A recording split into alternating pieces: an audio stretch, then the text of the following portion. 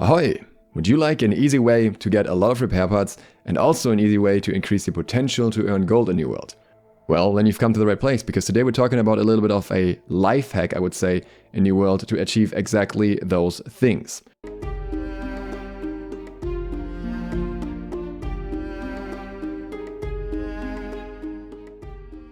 Now, normally the way you get repair parts in New World is by scrapping the loot that you find along the way and don't need. If you salvage that, you will get some gold and some repair parts, which makes sense.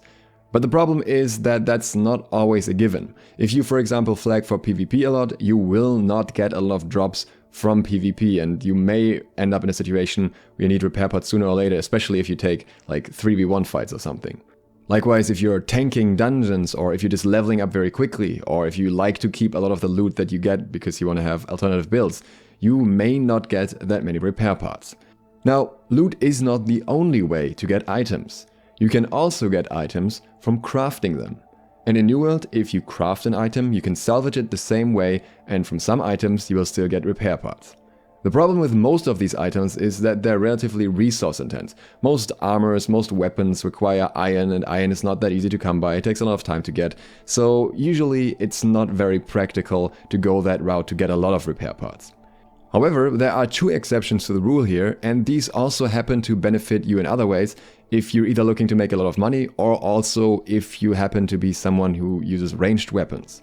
I think it was Freedom who told me about one of these methods first, so thanks to him, but I actually forgot about it and then figured it out again in the beta and realized there was a second way to do it as well. And the nice thing is that this doesn't have any pre-requirements either. You can do this at any point. So what you want to look at is engineering. And there are two items in engineering that are relevant for us here. That is the treated wood bow and the treated wood fishing pole. Both of these, unless changed at a later point, can be crafted at level 0. You don't need any skill points in engineering. And both of them have the exact same material requirements. This overview is from nwdb.info, excellent website, you should check it out, link down below. And what you can see here is that the requirements are 12 timber, 3 coarse leather, and 2 linen. Notice something here? They don't need any metals. So if you're not familiar with the materials, what's behind it? What do you need for it? In order to find that out, we have a look at the Tradesman's Bible Chapter 2 by Tesh. Fantastic resource as well, will also be linked down below. Thanks for his help with a quick question I had as well. And here we see that 2 linen are crafted from 8 fibers, 12 timber are crafted from 48 green wood, and 3 coarse leather are crafted from 12 rawhide. Now if you've played New World before, you know that these requirements are incredibly low. You get fibers from hemp, and you probably need to just pick one bush and you'll have enough of that. But you can just get a few fibers in advantage. Just get like 5, 6, 7 fiber bushes, and you'll be set for quite a while and don't even have to worry about that. Likewise, you need to kill a single mob to get 12 rawhide. Anything that you can skin will give you enough rawhide for this basically. Maybe 2 if you're unlucky, but anything slightly higher level will be enough here. How many trees you need to chop down depends on what trees you're going for, but if you just have like some very basic gathering tools, it still shouldn't take long. You should still be able to chop trees very quickly and get 48 green wood in maybe 2-3 trees, depending. In fact, these requirements are so low that I did the following. I went out and I gathered a little bit of fiber, not even intentionally for this, and I gathered a little bit of leather, and I just left that in my bag. Didn't worry about that at any point later because I always had enough just from like 2 quick runs. And the only thing that I would have to get was wood, which is literally outside of every early level town. So you just walk out of the town and you chop some wood, and then you can craft your bows. And these bows provide you with 2 repair parts. And the same thing applies for the fishing pole. This is so stupid easy and fast to do that at this point, if you're doing this, you really don't have to worry about repair parts, at least for the entire early game, because you get so many more than you need. If you want to take it one step further, you can even combine this with the Windsward PvP quest. In that quest, you actually have to go out and chop wood in a specific area while being flagged, which means you go there, you chop the wood, you use it for repair parts, and you go there again and you can get faction points at the same time, and your influence and whatever, while you're also getting your repair parts. Obviously not the quickest way to do it when you can do it right at your front door, but at least you'll have a use for all the wood that you get from the quest that you may otherwise not even need. But I said you can also make more money with it, so what about that part? Well, one of the best selling things in early game are iron gathering tools, and to a further extent also steel gathering tools, which go for a much higher price. Iron tools can be crafted at 0 engineering as well, but all of them obviously need iron, as the name says. And if you look at the XP provided by them, iron harvesting sickle and skinning knife give 120 XP, while the logging axe and mining pickaxe give 204 XP. 204 XP is the same amount as the treated wood boar or the treated fishing pole. Now, I would recommend, if you have some iron, to make a set of gathering tools relatively quickly, especially a logging axe, just so that you can get your repair parts quicker because you can gather the resources quicker. But outside of that, the benefit of having an increased engineering level is that it provides you with better items from crafting. It gives you higher gear score items. These higher gear score items come with better gathering speed, and that is what people want. So what we can do here is we craft our own set of gathering tools, and all the mining resources, all the iron that we get afterwards, we don't use initially. Instead, we now start crafting the treated wood bow or the treated fishing pole. If you think that you're gonna scrap it either way, go for the wood bow.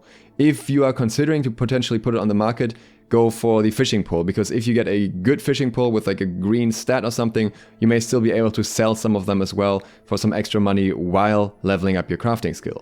But the really interesting thing here is that if we go from level 0 to level 50 in terms of crafting skill, this actually, according to the Tradesman Bible, chapter 2, again, only takes us 55 crafted bows or fishing poles, which is really not a lot. It's just 440 fiber, 660 rawhide, and then 2640 green wood. That is something that you can gather very, very quickly.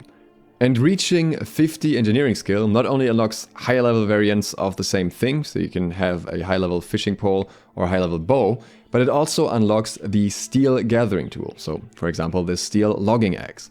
These provide more XP, they require higher resources, but they also sell for a lot more. Steel tools will be very in demand in the beginning. Now, there are two scenarios here. If on your server the areas get claimed relatively quickly by different factions and they start upgrading things quickly, then you may already have access to the next level engineering station, in which case you can start crafting steel gathering tools right away. And you saved all the iron that you would have otherwise used from level 0 to 50 engineering, so you have a lot more stuff that you can craft. If the prices for steel gathering tools on your server are good, which they usually should be in the beginning, then that is the way I would recommend going about this. However, there can be situations where the workbenches aren't upgraded sufficiently, the territory is not claimed, because you just leveled your engineering too fast, basically. You could travel all the way up north to the unclaimed territories for high levels, where you have actual higher level workbenches from the start of the game, but I wouldn't really recommend that. I think it's too much effort for probably not enough benefit in my eyes, on most servers anyways. Instead, what I would recommend is crafting iron gathering tools.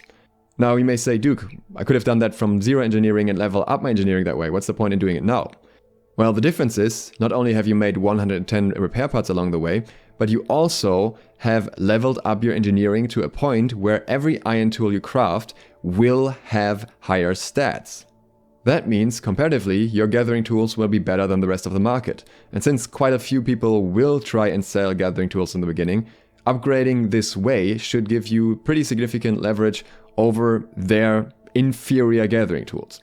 The downside is that with the higher gear score, the level requirement increases a little bit, but I don't think that should be a major concern. I think most of them will still be in an accessible level range and people will prefer to have the higher stats on them. Alternatively, you can of course hold onto your materials until the crafting stations are upgraded, which shouldn't take long. It should usually just be a few days at maximum. And at that point, you can start crafting the steel gathering tools right away and flood the market with them and take over your entire server's supply, basically. I hope this helps you to not run out of repair parts so you can do as much PvP as possible, or whatever else you want to do with the repair parts. And if you want more tips like this, I will have a ton more like this coming out in the next days for different professions, different aspects of the game. So if you're interested in that, please consider subscribing and clicking the bell so you get notified of that. There will also be a bunch of weapon guides and everything. We're getting ready for release and I'm excited. I hope you join me for this journey and I hope to see you for the next one soon. Thank you for watching. Duke Sloth, out.